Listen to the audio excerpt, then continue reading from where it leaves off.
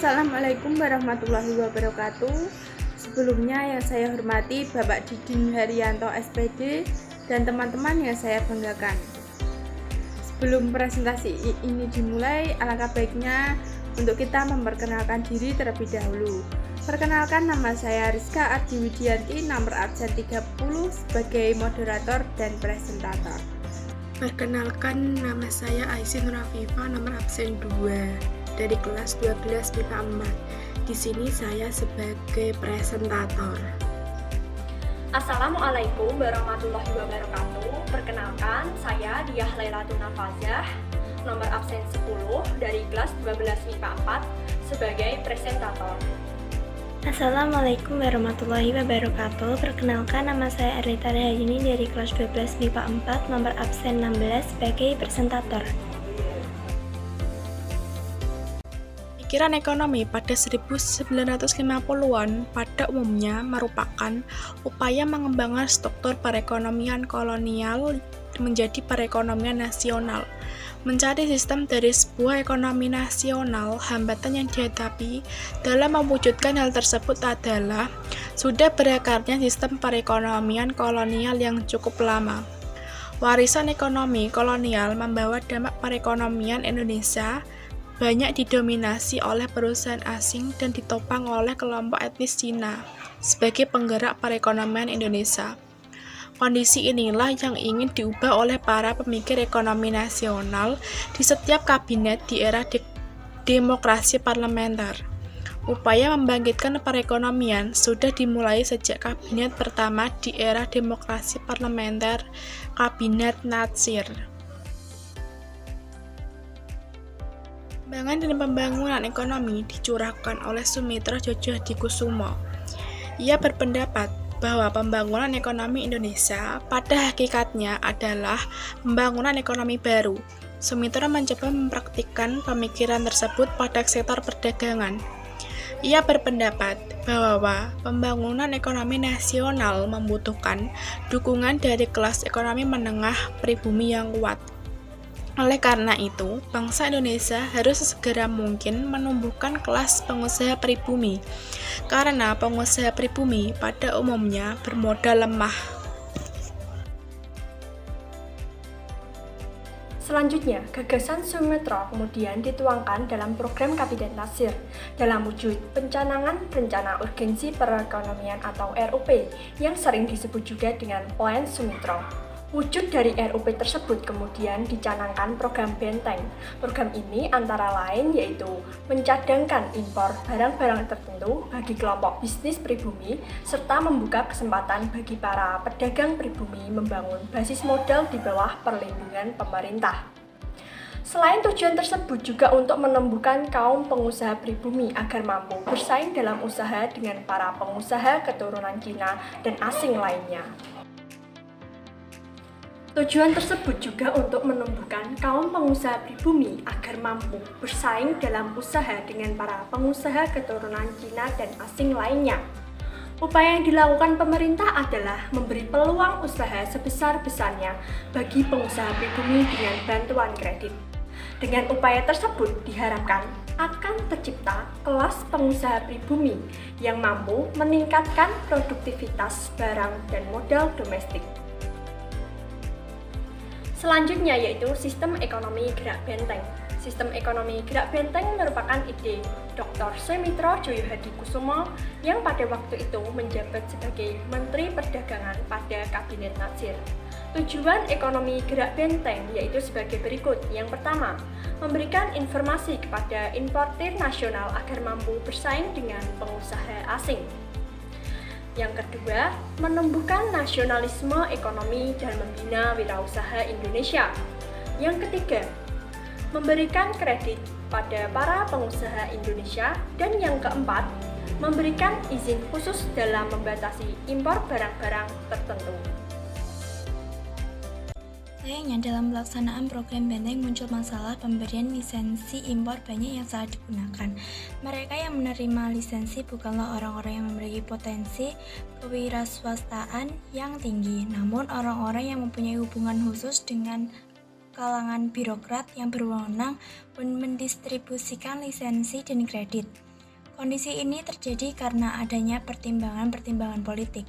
Akibatnya, pengusaha-pengusaha yang masuk dalam program Benteng Lamban menjadi dewasa. Bahkan ada yang menyalahgunakan maksud pemerintah tersebut untuk mencari keuntungan yang cepat dengan menjual lisensi impor yang dimilikinya kepada pengusaha impor yang sesungguhnya, yang kebanyakan berasal dari keturunan Cina. Penyelewengan lain dalam pelaksanaan politik benteng adalah dengan cara mendaftarkan perusahaan yang sesungguhnya merupakan milik keturunan Cina dengan menggunakan nama orang Indonesia pribumi. Orang Indonesia hanya digunakan untuk memperoleh lisensi. Pada kenyataannya, yang menjalankan lisensi tersebut adalah perusahaan keturunan Cina. Perusahaan yang lahir dari kerjasama tersebut dikenal sebagai perusahaan Alibaba. Ali mewakili pribumi dan Baba mewakili warga keturunan Cina. Sistem ekonomi Alibaba diprakarsi oleh Menteri Perekonomian Ishak Joko Hadisuroyo pada masa kabinet. Ali digambarkan sebagai pengusaha pribumi, sedangkan Baba digambarkan sebagai pengusaha non-pribumi, khususnya Tiongkok. Gerakan Asat memberikan perlindungan khusus bagi para warga negara Indonesia asli dalam segala aktivitas usaha di bidang perekonomian dari persaingan dengan pengusaha asing umumnya dan warga negara keturunan Cina pada khususnya. Dukungan dari pemerintah terhadap gerakan ini terlihat dari pernyataan yang dikeluarkan pemerintah pada Oktober 1956 bahwa pemerintah akan memberikan lisensi khusus pada pengusaha pribumi. Ternyata, kebijakan pemerintah ini memunculkan reaksi negatif, yaitu muncul golongan yang membenci kalangan Cina. Bahkan reaksi ini sampai menimbulkan permusuhan dan pengrusakan terhadap toko-toko dan harta benda milik masyarakat Cina, serta munculnya perkelahian antara masyarakat Cina dan masyarakat pribumi. Kebijakan Gunting Syarifuddin. Pemerintah selain melakukan upaya perbaikan jangka panjang, juga melakukan upaya perbaikan jangka pendek untuk menguatkan perekonomian Indonesia. Salah satu caranya adalah dengan mengurangi jumlah uang yang beredar dan mengatasi defisit anggaran. Untuk itu, pada tanggal 20 Maret 1950, Menteri Keuangan Syarifuddin Prawiranegara mengambil kebijakan dengan memotong uang dan memberlakukan nilai setengahnya. Rencana Pembangunan 5 Tahun atau RPLT. Tujuan dari rencana pembangunan 5 tahun ini adalah mendorong munculnya industri besar dan munculnya perusahaan-perusahaan yang dapat melayani kepentingan umum berupa jasa pada sektor publik yang hasilnya diharapkan mampu mendorong penanaman modal dalam sektor swasta. Kemudian, pada bulan Mei 1956, upaya pembangunan ekonomi nasional ini diwujudkan melalui Rencana Pembangunan 5 Tahun yang disiapkan oleh Biro Perencana Nasional atau BPN dan dipimpin oleh Dr. Juanda. Program ini pertama kali dijalankan pada masa Kabinet Ali Sastro Amijojo yang kedua. Program pembangunan 5 tahun ini berbeda dengan RUP yang lebih umum sifatnya. Program rencana 5 tahun ini lebih bersifat teknis dan terperinci serta mencakup prioritas-prioritas proyek yang paling rendah. Usaha pembangunan ekonomi nasional yang dijalankan dengan kebijakan nasionalis perusahaan asing. Nasionalisasi ini berupa tindakan pencabutan hak milik Belanda atau asing dan kemudian diambil alih statusnya sebagai milik pemerintahan Republik Indonesia. Pengalihan hak milik modal asing ini sudah dilakukan sejak pengakuan kedaulatan pada tahun 1949. Hal ini terkait dengan hasil KMB yang belum terselesaikan, yaitu kasus Irian Barat yang janjinya 1 tahun setelah berakhirnya KMB akan dibicarakan kembali. Tetapi tidak dilaksanakan sehingga pemerintah Indonesia pada masa itu mengambil kebijakan untuk melakukan nasionalisasi perusahaan Belanda. Kemudian, sejak tahun 1957, nasionalisasi yang dilakukan pemerintah terbagi dari 2 tahap.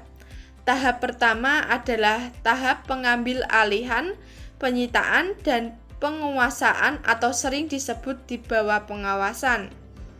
Kemudian yang kedua, pemerintah juga mulai mengambil kebijakan yang pasti, yaitu perusahaan yang diambil alih itu kemudian dinasionalisasikan. Tahap ini dimulai pada Desember 1958 dengan dikeluarkannya Undang-Undang tentang Nasionalisasi Perusahaan-perusahaan milik Belanda di Indonesia.